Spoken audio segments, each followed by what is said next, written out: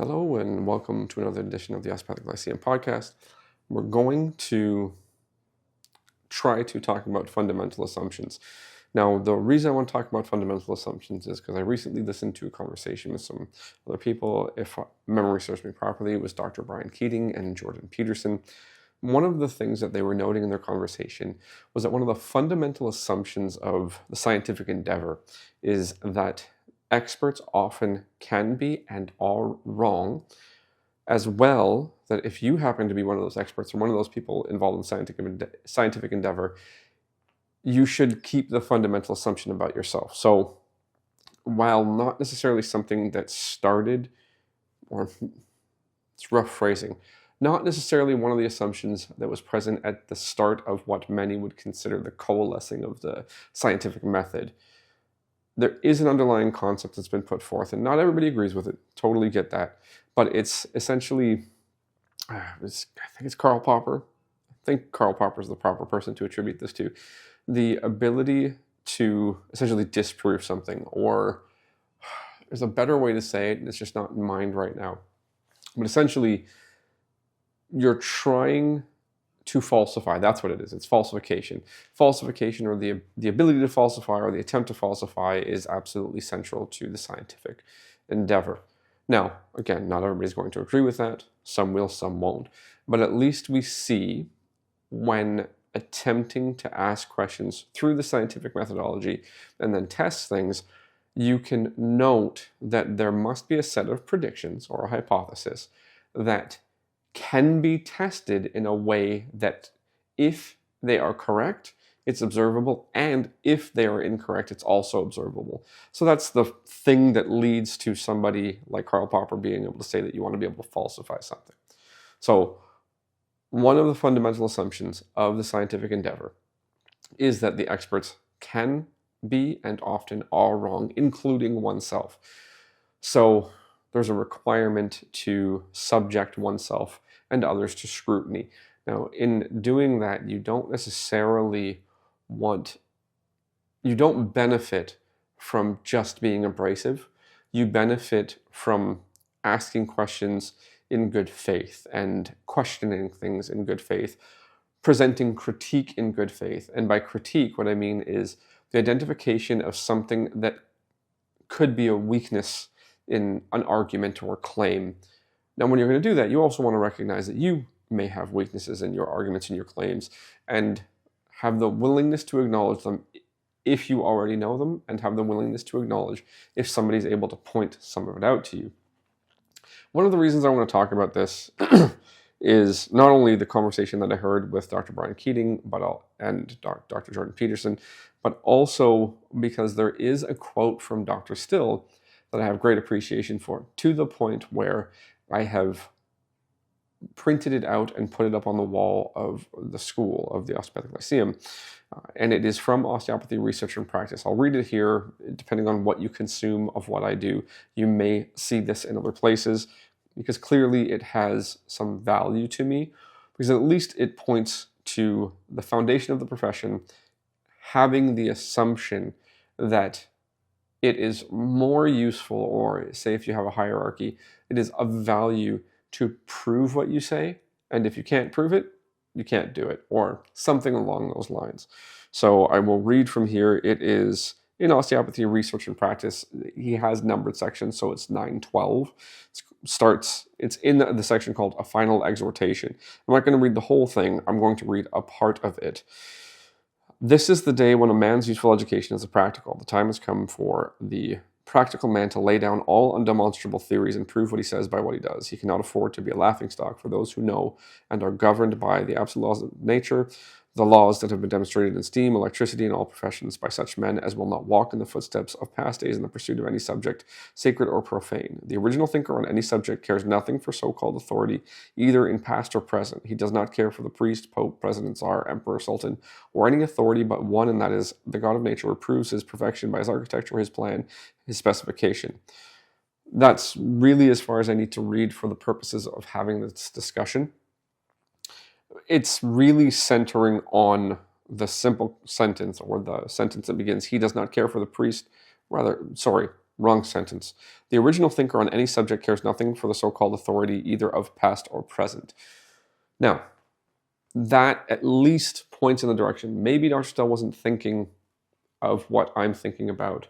Maybe he was. Obviously difficult to tell. Can't meet the man. But the original thinker cares not, right? That seems to point in the same direction of the fundamental assumption being that the expert can be and often is wrong. Now, it must be remembered that you often can be and are wrong. And if you start with that fundamental assumption, then you have the ability psychologically and emotionally and cognitively. Now, psychologically and cognitively, obviously there's crossover, so maybe redundant in terms. But the ability to hear, in the head and in the metaphorical heart, to accept that you may be wrong. And to be fair, you probably are wrong, such that if it's pointed out, you can learn from the error. So you're aiming at something, and you either hit it or you miss it.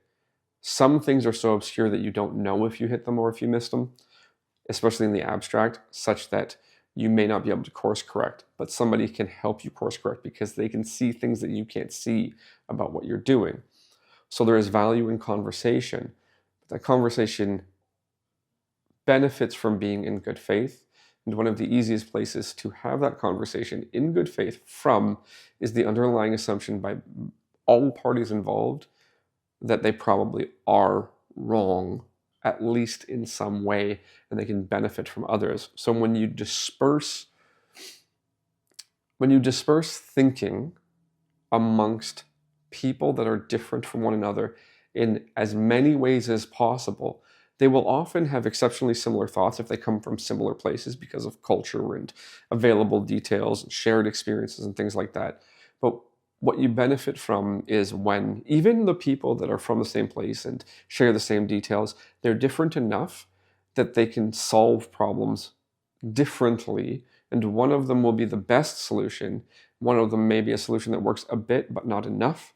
One of them may be a solution that doesn't work at all, but you have the ability to test that out amongst a bunch of different individuals.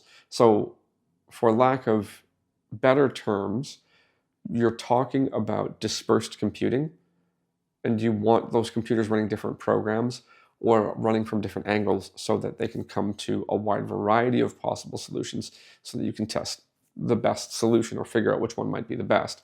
The difference matters between people for the ability to correct another, for the ability to identify that another could be doing something better, but also you as the one that's doing the correcting benefit from that from other people. So hopefully this doesn't seem too meandering. And I say things like that a lot because I do have the aim to communicate something, and essentially in doing so to a blind audience who I can't interact with and get multiple forms of communication from, not just words, but also other forms of communication, non-verbal communication. It becomes difficult to judge how it lands. So in teaching, you look out at a room and you recognize that your message maybe didn't land the way that you wanted it to, either in body language or in instruction for performance, observation of performance, and performance either matches instruction or doesn't. And then you can kind of get feedback. So we talk about, again, that ability to identify whether or not you hit your target or you missed your target, depending on how obscure that target is. So it becomes difficult. So sometimes I'll try different angles and different ways to say the same thing. And part of that is also to provide an example of what it looks like to acknowledge that I probably could be and often am incorrect about many things, which is one of the reasons why, like a good North American math student, you try to show your work, you show where you get things from, you cite things, you share those sources to the best of your ability so that others can go check it and see if maybe they can notice an angle where you interpreted it well or interpreted it poorly, if they have issues with how you interpreted it, things like that. So multiple ways to attempt to make the point that the fundamental place that I tend to work from is that it is highly likely that experts are wrong, but it is also highly likely that I am, and I'm going to attempt to move towards being less wrong by making predictions that if I'm right, it's visible or identifiable or observable, and if I'm wrong, it's visible or identifiable and observable. It's one of the reasons why I zoom out of any assumptions about physiological responses to treatment in the hands-on realm, in the osteopathic realm, and I focus more on the movement because the movement is more observable. So if I'm right, it moves better. If I'm wrong, it doesn't move better. If I'm making judgments, assumptions about internal physiological processes, it's a much more obscure target. I don't necessarily know if I hit it. If the person says that a sensation is different, that doesn't necessarily mean the process is different. It does mean the sensation that they are willing to report is different, but I don't know what that means, so it becomes a more obscure target. Hence, again, I'm working from the place of I assume the opportunity to be incorrect, but I'd like to work in a realm where I can figure out if I am correct or if I am incorrect. Hence, movement as the fundamental observable point in the manner in which I approach the osteopathic profession. So if you're looking at that Dr. Still quote, I'm attempting to prove what I say by what I do. I can do that with movement. I may not be able to do that with something like any cellular function. So again, hopefully this all coalesces and we start from the inspiration of a conversation that I chose to listen to that noted that the fundamental assumption of the scientific endeavor is that the experts can be wrong and often are wrong, and then relating that to the Dr. Still quote saying the original thinker cares nothing essentially for the past, right? So you're not looking to the experts and assuming they're right. You're assuming that they're wrong and there could be a better way. Now, in that assumption, you must remember that you fall prey to it, so you easily could be wrong. So it's not a call to unearned confidence. It's a call to purposeful investigation in a way that you can observe if you're hitting the target or if you're not hitting the target.